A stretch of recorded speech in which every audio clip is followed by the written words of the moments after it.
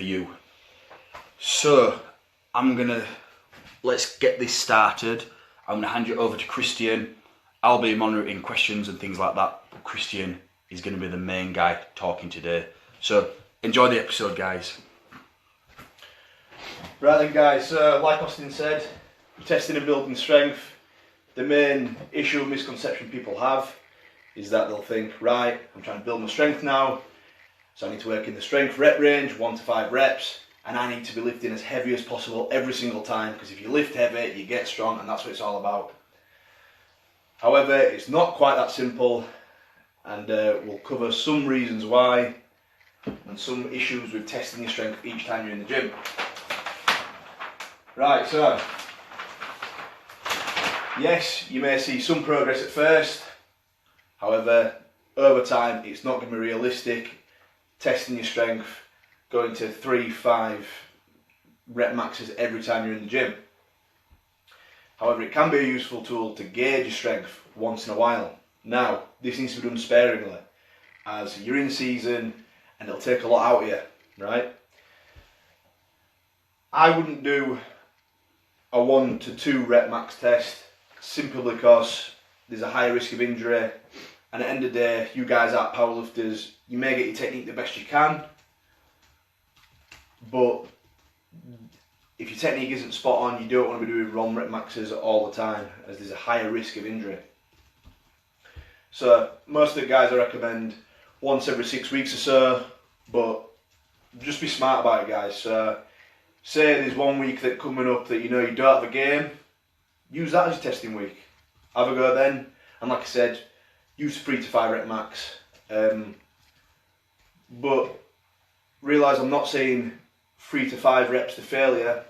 So if you say you go on the bench press or the squat and you want to hit a set for 3 reps, you hit 3 reps and you're thinking, I might be able to get 4, but you're not sure, and your technique was just about going on the 3rd rep, don't try and hit the 4th, yeah?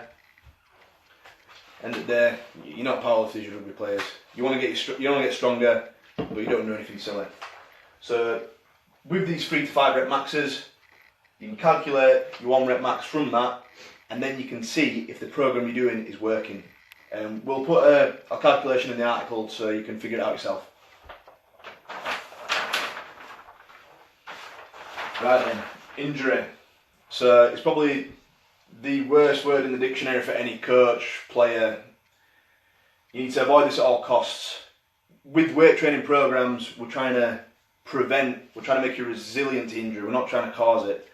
So when you're using heavy weights, as heavy as you could possibly go all the time, 3 to 5 reps, you're increasing the risk of your injury in the weights room massively. Whereas if you use sub-maximal weights based off the 1 rep max that you use the calculation for, you know that you're going to hit them weights because they're based off what you have done previously.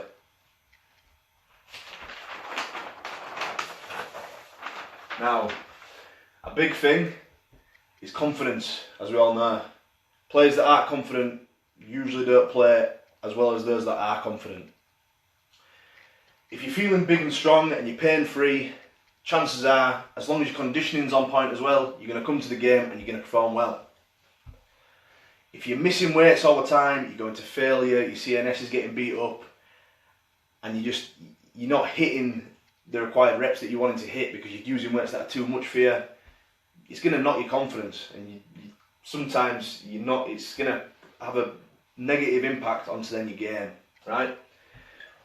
So the answer is use sub-max weights. You're less likely to get injured, you're going to hit your lifts, and you're going to go with positive mental attitude into your game. Whereas going to rep maxes failures, confidence down, it's just a big no-no, it's obvious. Right, brings us on to this topic. So it's all about training smart. We still want you to train hard. You might get you might think that because we're saying what we're saying, we're just saying don't train hard in the weights room, just train like, yeah, I mean, we don't want you to train like a bitch, we want you to train hard still. But we want you to train smart. There's definitely something said about training smart. And at the end of the day, it doesn't matter what other people think about what you're lifting in the gym. If it's slightly less than what you've done before because you're using some maximal weights and you're hitting the sets and the reps, It doesn't matter, because at the end of the day, it matters how you perform on the field, and it matters that you're getting stronger. So if you fail in a heavy weight, and you say if you're doing a 3 to 5 rep max each time you're in the gym, you fail on that weight, it's then going to have a knock-on effect and negatively affect the rest of your session. So all the other exercises, the volume of the rest of the exercises, the intensity, the weights that you're able to use is all negatively impacted, and basically the adaptation that you would have got from that is now put to the bottom, and you're not going to get the same adaptations and the same progression that you would have got if you use some maximal weights that you know you can hit. And also, it might not just affect that same session. If you're testing 1 rep maxes, 2 rep maxes, 3 rep maxes, like I said, it may affect your CNS, fry you out, and it just, for the rest of the week, it could affect you. That's why I say, do your 3 to 5 rep max test on a week where you don't have a game. Or just do it very sparingly and work it in smart. So at the end of the day, we want to build, not test. Right. There's a chart called Prelipin's chart, which is basically a rep, set, and intensity guide based off your 1 rep max, and it uses some maximal weights. So it basically enables you to use weights that aren't so light that you're not going to drive any adaptation and get stronger, but you're not using weights that are too heavy that are going to cause potential injury, make you miss weights, and just knock your confidence and just make you feel like shit, basically. So we'll put a link, and we'll also put the chart in the article that we're going to upload tomorrow. With your higher rep sets, so your exercises after your main work, or you may not necessarily be doing sets of like 5 reps, what have you.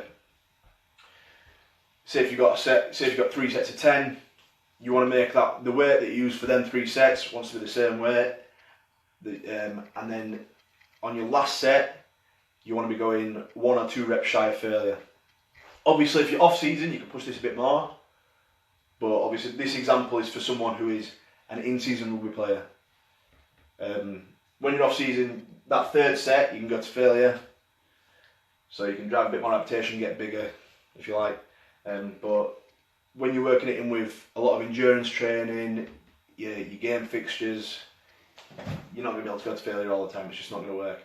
And let's be honest, guys, if you're doing say a 4 rep max, your knees are caving in, your chest is coming forward, it's not exactly a picture of strength, is it? So train smart, build your strength, don't test it, and that's it.